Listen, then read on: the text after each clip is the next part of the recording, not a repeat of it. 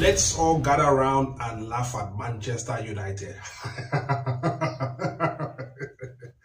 What a poor performance. What a very, very poor performance.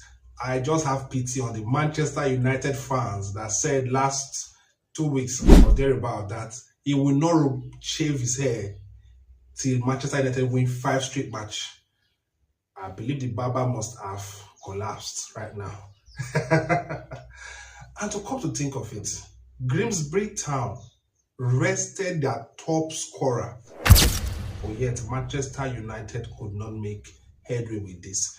Garnacho, Anthony, Jadon Sancho, all these players, Rashford, they will be sharing a laugh right now.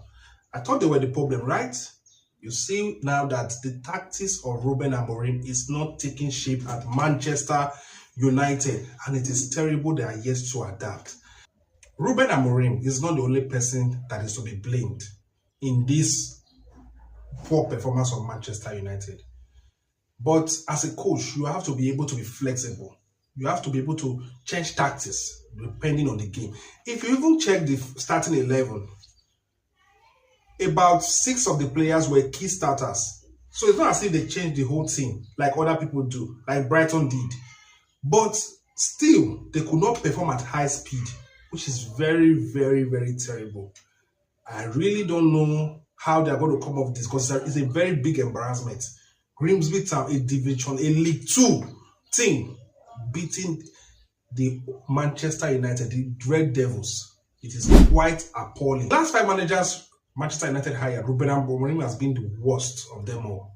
His performance to start of life with Manchester United has been terrible. We all concluded that last season was because he came halfway into the season. But obviously now this is the start of the new season and yet no headway.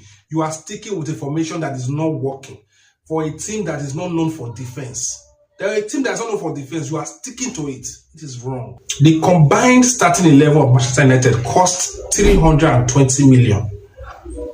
But yet they were humbled by a team less than 2 million. The entire team, less than 2 million. They had to reinforce by getting the substitute in of 256 million to remove shame from their eyes. But it still didn't hold water. They failed miserably.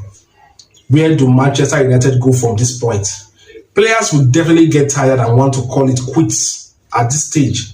The team is no longer working in that light anymore. Just imagine the players that you ask. Why is it that whenever a player leaves Manchester United, they do far better outside? Check Anthony, check Rashford. These players did remarkably well. Even Jadon Sancho. The only reason Chelsea did not sign him and brought him Gittins was because he was refusing to take a low pay. I think his salary was around $300,000 a week at Manchester United, which Chelsea was paying him for the loan. But I think Chelsea offered him a 150 or 200. He refused. That was why the only reason Chelsea let him go. That's the only reason. Although they all had, everybody that went outside of Manchester United had a good time. Everybody. So where's the problem? On the other hand, there's a coach, Thomas Frank of Tottenham. Actually, just got there this season. Beginning of the season, just got there. And he was one of the best coaches in Premier League last season at Brentford. He performed remarkably well. He was the brain behind Mbeumo and Wissa of Brentford's attacking. So you see, that man, in the last 3 games he has played at Tottenham, he has changed tactics 3 different times to fit his opponent, to fit what he wants to happen on the field. On the field, you understand me? The man is a real tactician. That's what you call flexibility. You have to adapt to your situation. They recently beat up Manchester City. It wasn't an easy feat. It was because the man is ready to understand his opponent first before anything. Do you get? People are blaming Mbeumo for missing some key shots, and they are also blaming Cunha for missing some key shots. But mind you, who the blame lies on his head is Benjamin Sesko. What was Sesko doing? Sesko was the highlight of their transfer. A player that came in with so much high voltage. Everybody was expecting the best out of him. It's the same man. Imagine if he went to Newcastle, they would also feel the same.